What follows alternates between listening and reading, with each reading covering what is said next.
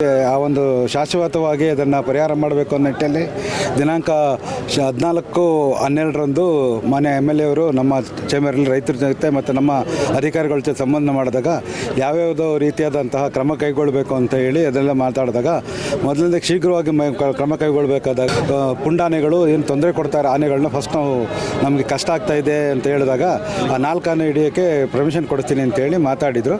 ಸದ್ಯದ ಪರಿಸ್ಥಿತಿಯಲ್ಲಿ 2 ಆನೆಗಳನ್ನ ಹಿಡಿಯೋಕ್ಕೆ ಪರ್ಮಿಷನ್ ಕೊಟ್ಟಿದ್ದಾರೆ. ಈಗ 2 ಆನೆಗಳನ್ನ ಹಿಡಿಯೋಕ್ಕೆ ಈಗಾಗಲೇ ನಾವೆಲ್ಲ ತಂಡ ರಚನೆ ಮಾಡಿ ಮಡಿಕೇರಿಯಿಂದನೂ ಮತ್ತು ನಾಗರಹೊಳೆಯಿಂದನೂ 6 ಆನೆಗಳು ಬಂದಿದ್ದಾವೆ. ಆ 6 ಆನೆಗಳ ಸಹಾಯದಿಂದ ಆನೆಗಳನ್ನ ಈಗಾಗಲೇ ನಾವು ಚಿಕ್ಕಮಣ್ಣಗುಡ್ಡಲ್ಲಿ ಆನೆಗಳಿರೋದು ಲೊಕೇಟ್ ಮಾಡಿದ್ವಿ, ಕಾಡಾನೆಗಳು. ಅದರಲ್ಲಿ ಇವಾಗಲೇ ಈಗ ಪೂಜೆ ಮುಗಿಸಾಗಿದೆ. ಮಾನ್ಯ ಶಾಸಕರು ಮತ್ತು ರೈತರ ಮುಖಂಡರ ಜೊತೆ ನಾವು ಈಗೆಲ್ಲ ಪೂಜೆ ಮುಗಿಸಿ ಈಗ ಕಾರ್ಯಾಚರಣೆ ಸ್ಟಾರ್ಟ್ ಮಾಡ್ತಾ ಇದ್ದೀವಿ. ಕಾರ್ಯಾಚರಣೆ ಮುಗಿದ ತಕ್ಷಣವೇ ಆನೆಗಳನ್ನ ಕ್ಯಾಂಪ್ಗೆ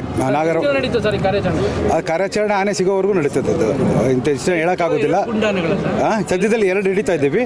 ಮಧ್ಯದಲ್ಲಿ ಇನ್ನೊಂದು 2 ಕೊಡ್ತೀನಿ ಅಂತ ಕೊಡಬಹುದು ಭರವಸೆ ಇದೆ.